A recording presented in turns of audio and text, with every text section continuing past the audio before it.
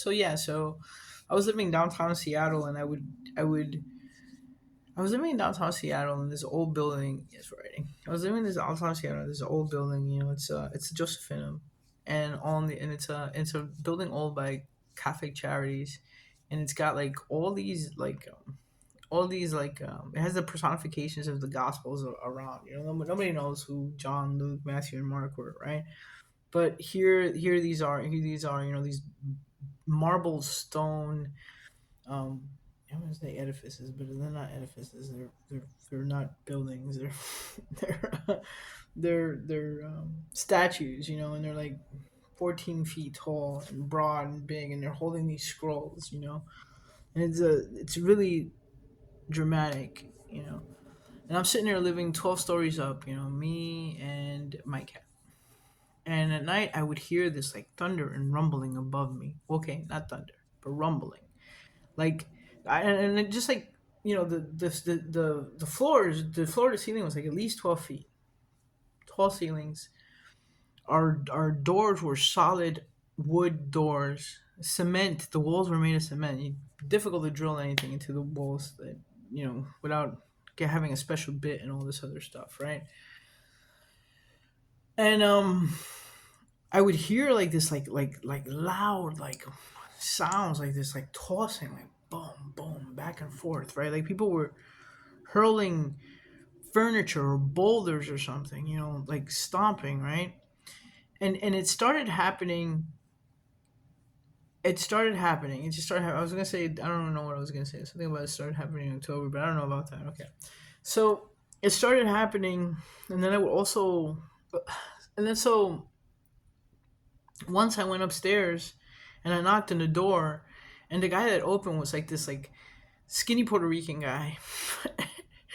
And he was like so pissed because it was like 3 in the morning, And he was like, "What?" Because I was pissed and I knocked like a cop, bam, bam, bam, bam. And he opens the door and he's like, he's like kind of cockeyed and he's looking at me and he's like, "Hey," and I'm like, "Yeah, man." I'm like, "What are you doing up here?" I'm like, "There's so much noise," and he's like, "There's no noise." Like I was sleeping, and I believed him. He's wearing his robe and he's half asleep. I'm like, okay. So then eventually I went downstairs and I told the management people. I'm like, I don't know what's going on upstairs or whatever. Like it's craziness.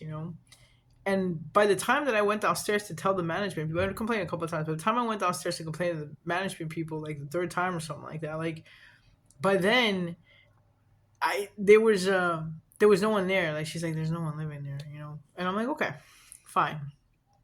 The other thing that started happening was that I would get these smells, these smells in that would drift in through the window, like intense, strong smells. I would smell tuna fish, I would smell sweaty feet, and I would smell coffee.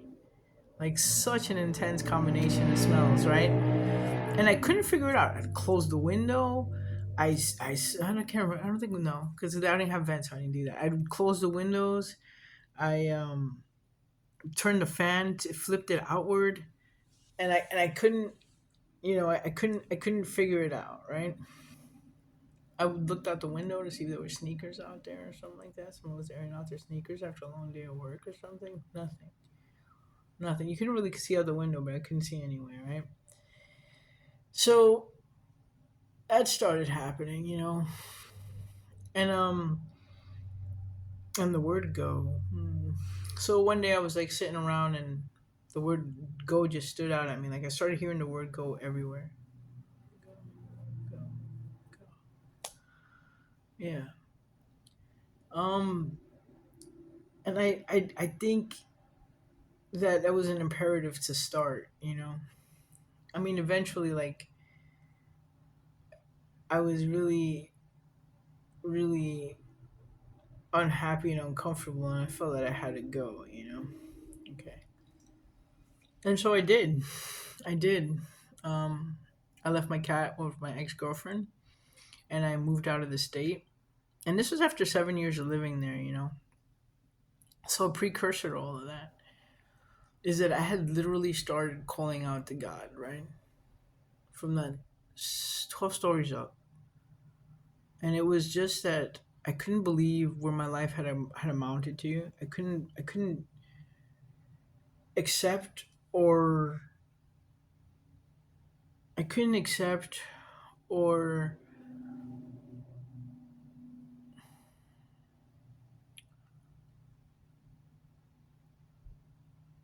the things that were around me, like it came out as judgment because I would judge the people that were around me, like, oh man, like these people are like drug addicts and homeless and all that stuff. But the truth was that I was seeing that, and I was seeing that reflected on me, and I felt alienated and isolated from these people as well, because I think I really loved them in a way. Like I realize now that I really love these people. Like anytime that I see people like this, people that are suffering more than me, I think how the struggle to get to that point, like no one chooses to get to there, right? So yeah, but yeah, like I couldn't handle that, and I started calling out to God, like real loud, and it was like I have these like crying fits, and it was like I was like God, have you forgotten me? Have you forgotten me? So a couple of things, one, God remembered me. Two, I've always had this purpose in my life. Three, you know, there's an element of darkness here, an element of oneness here. So this is the story that I'm going to tell you. This is the story that I'm going to tell you. Okay. Um. Yeah. Something like that.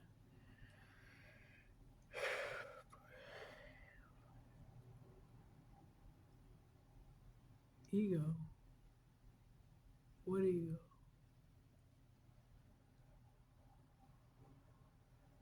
Everything I'm going to tell you is true. I'm not going to lie to you. I'm going to try not to. It's been a couple of years since some of these things happened, and I wasn't taking notes. Like I wasn't taking notes when I was. It was a. I've always written, but I really wasn't writing when I first when this first started happening. Like I didn't start writing um until I think I came out here. So um but yeah. Um and it was also difficult to comprehend and explain these things, Yeah. Huh.